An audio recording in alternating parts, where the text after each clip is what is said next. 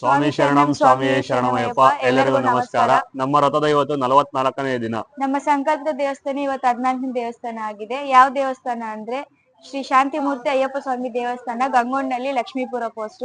ದೇವಸ್ಥಾನಗಳಿಗೆ ಸ್ವಲ್ಪ ಗ್ಯಾಪ್ ಬಂದಿದೆ. ಮತ್ತೆ we are back with the same vibe and energy. ಬನ್ನಿ ದೇವಸ್ಥಾನ ನೋಡಿ ದೇವಸ್ಥಾನ ಮಾಹಿತಿಯನ್ನು ತಿಳಿಯೋಣ.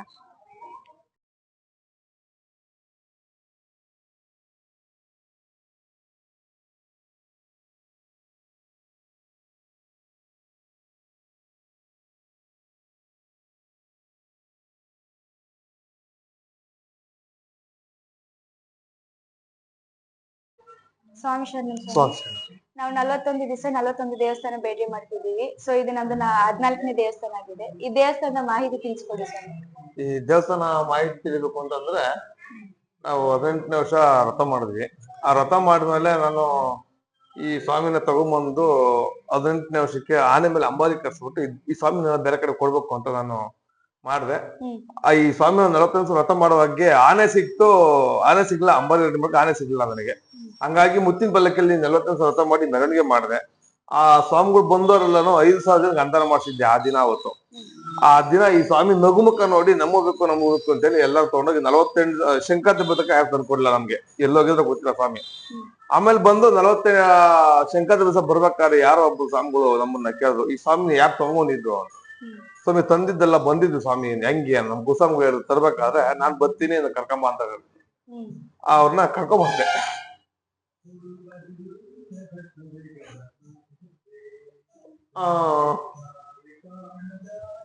ಕರ್ಕೊಂಬಂದ್ಮೇಲೆ ಈ ಸ್ವಾಮಿ ನಾನು ಒಂದು ದೇವಸ್ಥಾನ ಕೊಡ್ಬೇಕು ಅಂದಾಗ ಸುಮಾರು ನೈಟ್ 2 ಕಾಲ ಸುಮಾರು 40 ಸ್ವಾಮಿ ಯಾರು ಪೂಜೆ ಮಾಡ್ಕೊಟ್ರು ಆ ಸ್ವಾಮಿಗಳು ನೈಟ್ ಕನ್ಸಲ್ ಬಂದು ನಾನು ಹೋಗಲ್ಲ ಅಂತ ಹೋಗಲ್ಲ ಅಂದ್ರೆ ಏನ್ ಮಾಡ್ಲಿ ನಾನು ಅಂತಂದೆ. ಸನ್ನಿಧಾನ ಮಾಡು ಅಂತ ಅಂದ್ರು. ಸನ್ನಿಧಾನ ಮಾಡೋ ದುಡ್ಡಿಲ್ಲ ಅಂದಾಗ ಭಗವಂತ ಭಾಷೆ ಕೊಟ್ಟ. ಇದುವರೆಗೂ ನಾನು ಯಾವ ತೊಂದ್ರೆ ಕೊಟ್ಟಿಲ್ಲ, ಮುಂದೆ ತೊಂದ್ರೆ ಕೊಡಲ್ಲ, ನಾನು ನಿನಗೆ ಭಾಷೆ ಕೊಟ್ಟಿದ್ದೆ. ಭಾಷೆ ಕೊಟ್ಟು ಇದಾದ ಆಮೇಲೆ ನಾನು ದೇವಸ್ಥಾನ ಕಟ್ಟಕ್ಕೆ ಪ್ರಾರಂಭ ಮಾಡ್ಕೊಂಡೆ. ಆಮೇಲೆ ಇದು ಜಾಗ ವಾಸ್ತವ ಪ್ರಕಾರ ಇದು ಸ್ವಂತ ಜಾಗದಲ್ಲಿ ಸ್ವಾಮಿ ಮಾಡಿಸ್ಕೊಂಡಿರೋದು. ಬಟ್ ಇನ್ನೊಂದ್ ಜಾಗದಲ್ಲಿ ಮಾಡ್ಬೇಕು ಅಂತ ಅನ್ಕೊಂಡಿದ್ದೆ ದೇವಸ್ಥಾನ. ಆ ದೇವಸ್ಥಾನ ಕಟ್ಟೋದಕ್ಕೆ ವಾಸ್ತು ಬೇಕು ಅಂತೇಳಿ ಎಲ್ಲಾ ದೇವ್ರನ್ನ ಕೇಳಕ್ ಹೋದಾಗ ಯಾವ ದೇವ್ರು ನನಗೆ ಸ್ಯಾಟಿಸ್ಫ್ಯಾಕ್ಷನ್ ಆಗ್ಲಿಲ್ಲ. ಫೇಸ್ಬುಕ್ ಅಲ್ಲಿ ಹುಡುಕಿ ಕವನಪುರ ಬಸವಣ್ಣ ಹುಡುಕ್ತೆ ಹೋಗಿ ಆ ಬಸವಣ್ಣ ಒಂದ್ಸಲ ಕೇಳ್ದೆ, ಜಾಗ ಹುಡುಕಿ ಕೊಡ್ತೀನಿ ಅಂತ ಅಂದ್ರು.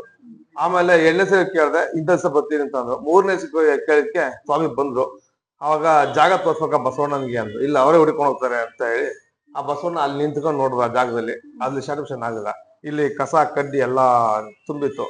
ಸೀದಾ ಬಂದ್ಬಿಟ್ಟು ಇಲ್ಲಿ ಗಂಜಲ ಸಗಣಿ ಹಾಕ್ಬಿಟ್ಟು ಮತ್ತೆ ವಾಪಸ್ ಮ್ಯಾಲ್ಕ್ ಹೋಗಿ ಅಲ್ಲಿಂದ ಬಂದು ಅಲ್ಲಿ ನಿಂತ್ಕೊಂಡು ಮೂತಿಲಿ ಗೊಂಡಾರ ಮಾಡ್ದಾಗ ಮಾಡಿ ಅಲ್ಲಿ ಗರ್ಭಗುಡಿ ಜಾಗ ತೋರಿಸಿದ್ರು. ಆಗ ಎಲ್ಲಾರು ಬಸವಣ್ಣ ಉಲ್ಮೆ ಐತದೆ ಅಂತಂದ್ರು. ಉಲ್ಮೆ ಐತಲ್ಲ, ಅವಾಗ ಸ್ವಾಮಿ ಬಸವಣ್ಣನ ಕಾಲ್ ತೆಗೆದು ಅಲ್ಲಿ ಇಟ್ಬಿಟ್ರು. ಸುಮಾರು ಒಂದು 1000 ಜನ ಸೇರಿತ್ತು ಅವತ್ತು ಆ ದಿನ. ಆ 1000 ಜನದಲ್ಲಿ ನಾನು ಕೇಳ್ಕೊಂಡೆ, ದೇವಸ್ಥಾನ ನಾವೇ ಕಟ್ಟಿದಾಗ್ಬೋದು ಸ್ವಂತ ಜಾಗದಲ್ಲಿ, ಬಟ್ ಪೂಜ್ಯರು ಈ ಬಸವಣ್ಣ ಯಾರು ತೋರಿಸುತ್ತೋ ಅವರೇ ಪೂಜ್ಯರು ಅವತ್ತು ಆ ಸ್ವಾಮಿ ಪೂಜೆಗೆ ಅಂತೇಳಿ ನಾನು ಅವತ್ತು ಕೇಳ್ಕೊಂಡೆ. ಆ ಬಸವಣ್ಣ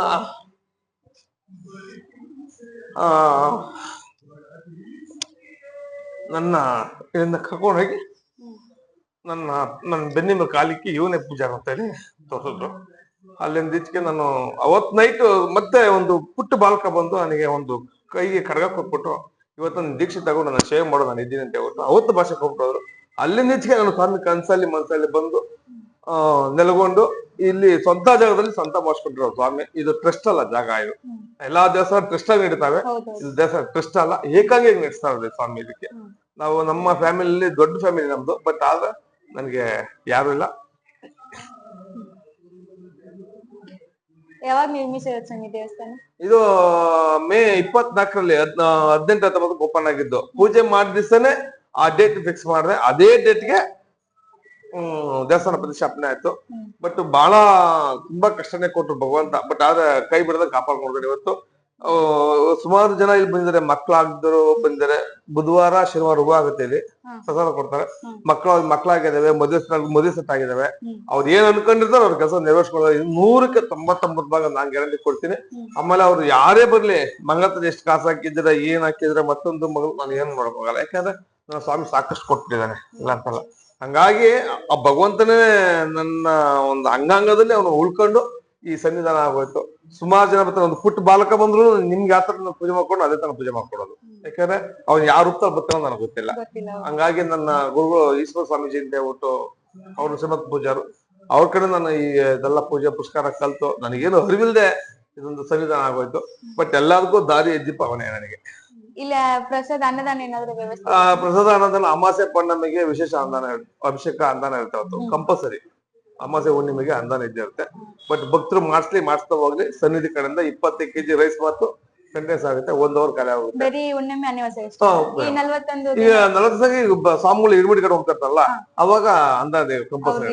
ಈಗ ಈ ಮಾಸ ಧನುರ್ಮಾಸ ಪ್ಲಸ್ ಕಾರ್ತಿಕ್ ಮಾಸದಲ್ಲಿ ಕಂಟೆನ್ಸ್ ಅಂದಾನ ಇದ್ದೇ ಇರುತ್ತೆ. ಈಗ ಮಾಲೆ ಹಾಕೊಂಡ್ ಬಂದಿರೋರ್ಗೆ ಇಲ್ಲಿ ಇರಕ್ಕೆ ಏನಾದ್ರು ಅದನ್ನು ಸ್ವಾಮಿನ ಕೇಳ್ಕೊಂಡ್ವಿ ನಾವು.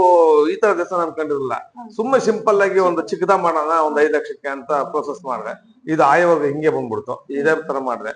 ಎಲ್ಲಾ ದೇವಸ್ಥಾನ ಆದ ಮೇಲೆ ಸ್ವಾಮಿ ಕೇಳ್ಕೊಂಡ ದೇವಸ್ಥಾನ ಕಟ್ಟಿಬಿಟ್ಟೆ ತಂಗುದಾನ ಹೆಂಗ್ ಮಾಡ್ತೀವಿ ಸ್ವಾಮಿಗಳು ಇರಕ್ಕೆ ಅಂತ. ಹಿಂದೆ ಜಾಗ ಇತ್ತು. ಹಿಂದೆಗಡೆ 45 ಜನ ಮಲಗೋದಕ್ಕೆ ಜಾಗ ಮಾಡ್ಕೊಟ್ಟಿದ್ವಿ ಸ್ವಾಮಿಗಳಿಗೆ.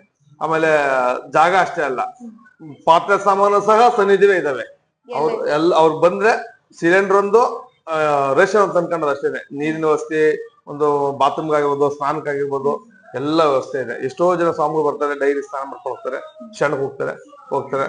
ತುಂಬಾ ಸಂತೋಷ ಆಗ್ತದೆ. ಚಿತ್ರದುರ್ಗ, ಹೊಸಕೋಟೆಯಿಂದ ಬಂದಿದ್ದಾರೆ ಈ ದೇವಸ್ಥಾನಕ್ಕೆ. ಮಧುಗಿರಿ, ಇದು ಮಂಡ್ಯ ಕಡೆಯಿಂದ ಬಂದಿದ್ದಾರೆ ದೇವಸ್ಥಾನ ನೋಡೋದಕ್ಕೆ.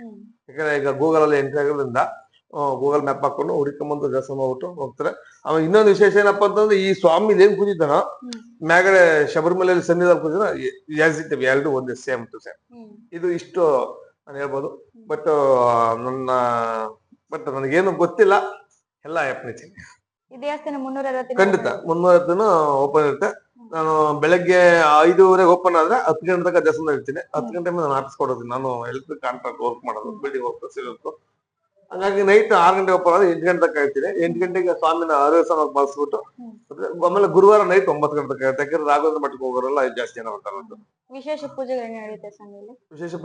ವಿಶೇಷ ಪೂಜೆಗಳು ಏನಾದ್ರು ನಡೆಯುತ್ತೆ ಇಲ್ಲಿ? ಹೌದು, ನಡೀತದೆ. ಅಂದ್ರೆ ಮಾಮೂಲಿ ಅಮಾವಾಸ್ಯೆ ಪೌರ್ಣಮಿ ವಿಶೇಷ ಪೂಜೆ ಅವತ್ತೇನೆ.